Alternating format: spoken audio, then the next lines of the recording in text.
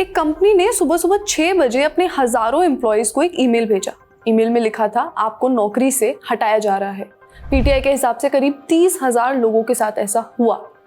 सुनकर शॉकिंग लग रहा है, पर ऐसा ही हुआ है ओरेकल के एम्प्लॉयज के साथ। और सबसे ज्यादा बर्न इंडिया में हुआ है, लगभग 12,000 लोग। और खबर है कि लिस्ट में अभी और लोग भी हैं। रेडिट पर एक पोस्ट वायरल हुआ। इसमें एक यूजर ने लिखा कि मेरे पापा ओरेकल में 20 साल से काम कर रहे थे। 20 साल तक एक ही बॉस के साथ काम किया, एक फोन कॉल तक नहीं आया। ये कंपनियां बहुत क्रूअल हैं। अब वो अगले 2 साल क्या करेंगे? ध्यान रखिए, उन्हें कैंसर है और अब उनके पास हेल्थ इंश्योरेंस भी नहीं है। ये दावा इंडिपेंडेंटली वेरीफाई नहीं हुआ है, लेकिन ये पोस्ट एम्प्लॉयज ऑफ ओरेकल सब रेडिट पर डाली गई थी। अचानक से इतने सारे एम्प्लॉयज को क्यों फायर किया? एआई में इन्वेस्ट करना है कंपनी को, इसलिए। और ऐसा आपने अमेज़न, टीसीएस, विप्रो, इन सब के बारे में भी सुना होगा। और ताज्जुब की बात यह है कि ओरेकल के चेयरमैन ने कुछ ही दिन पहले ये कहा था कि सॉफ्टवेयर इंजीनियरिंग की दुनिया में जो अपोकलिप्स आ रहा है, यानी प्रलय आ रही है, इसमें हम इफेक्ट नहीं होंगे। और फिर 30,000 लोगों को एक ईमेल पर निकाल दिया। क्या इतना आसान हो गया अपनी नौकरी खो देना? क्या खतरे में है भारत के आईटी सेक्टर की जॉब्स? क्या है ओरेकल का केस? आज इसी को अनपैक करेंगे। हाय, मैं हूं श्रुति और आप देख रहे हैं खर्चा पानी। Brought to you by Rajnikandha and Candid.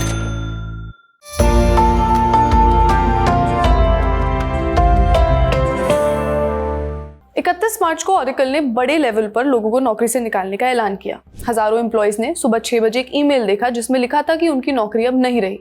Email में लिखा था कि ओरेकल की जरूरतों को ध्यान में रखते हुए हमने एक बड़े ऑर्गेनाइजेशनल चेंज में आपका रोल खत्म करने का फैसला किया है, इसीलिए आज आपका आखिरी वर्किंग डे है।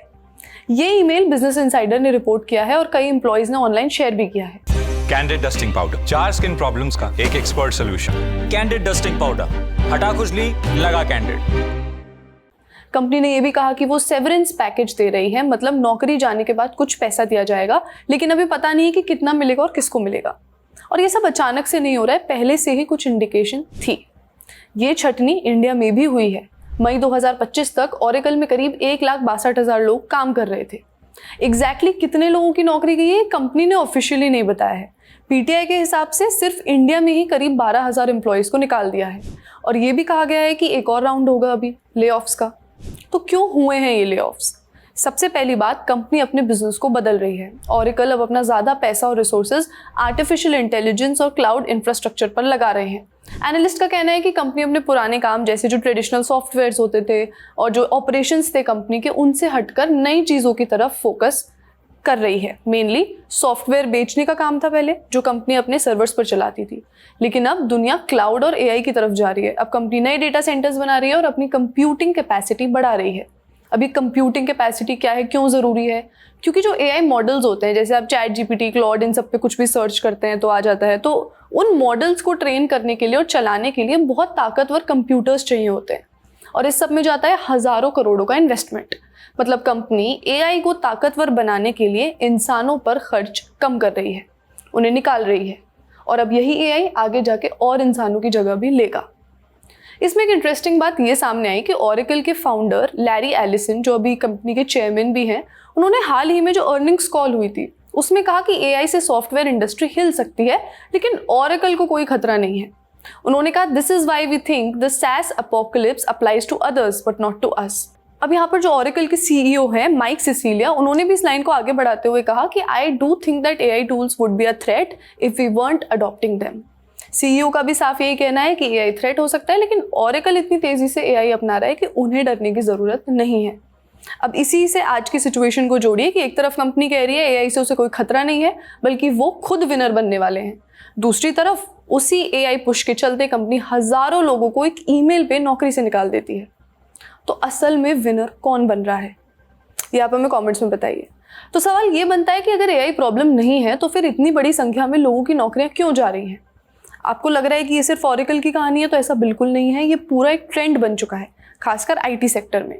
टीसीएस, विप्रो, HCL टेक और टेक महिंद्रा जैसी बड़ी कंपनियों ने मिलकर 2025 के पहले 6 महीनों में ही 25,000 से ज़्यादा एम्प्लॉयज़ को नौकरी से निकाल दिया था। ये सब तब हुआ जब इन कंपनीज की कमाई, रेवेन्यू, सब कुछ स्टेबल था, मार्जिन्स अच्छे थे।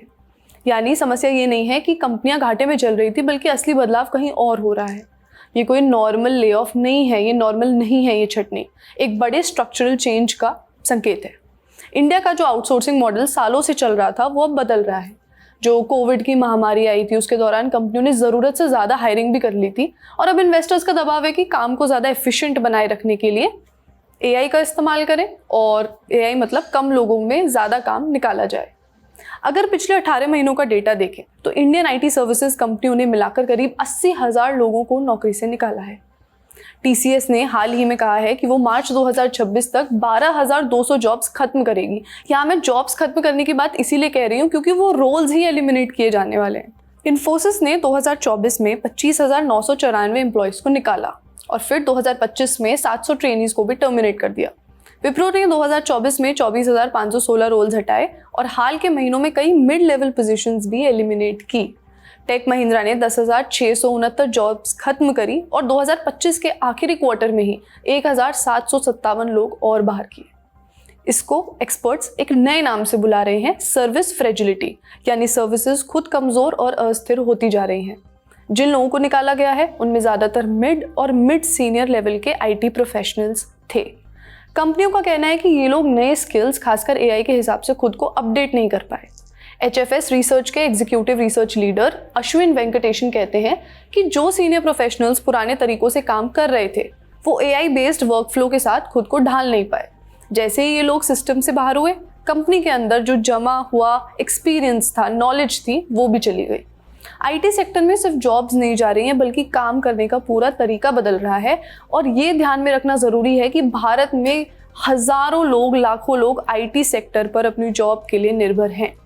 आइए एक्सपर्ट से समझते हैं कि क्या है ये सिचुएशन और ये कितनी गंभीर है। कि एक साथ 30,000 लोगों को नौकरी से हाथ धो बैठना कंपनी के एक सिंपल ईमेल से मॉरली बिल्कुल गलत है, पर लीगली जब इनको अपॉइंटमेंट लेटर दिया जाता है तो उसमें ये क्लॉज होता है कि कंपनी जब चाहेगी आपको एक नोटिस देके निकाल सकती है। तो मुझे लग रहा है अब समय आ गया है जब इन आईटी प्रोफेशनल्स को अपनी स्किल अपग्रेडेशन या रीस्किलिंग करनी चाहिए, क्योंकि ज्यादातर जॉब्स अगर बैक एंड की होंगी, इसमें कोडिंग है, डेटा एंट्री है, रूटीन जॉब्स हैं, तो मुझे लग रहा है उनको अब एआई से खतरा होने वाला है। भारत की जो प्राइमरी एजुकेशन है 5वीं या 8वीं क्लास से स्कूल में, वहां पर एआई को इंट्रोड्यूस कर देना चाहिए, जिससे कि जब स्कूल से पास आउट होके बच्चा निकले तो उसकी काफी हद तक एआई एप्लीकेशन बन चुकी हो, एआई में एप्टीट्यूड बन चुका हो। उसके बाद किसी भी स्ट्रीम में, चाहे वो एचआर में हो, लीगल में हो, फाइनेंस में हो, अकाउंटिंग में हो, किसी भी फील्ड में हो, तो एआई करिकुलम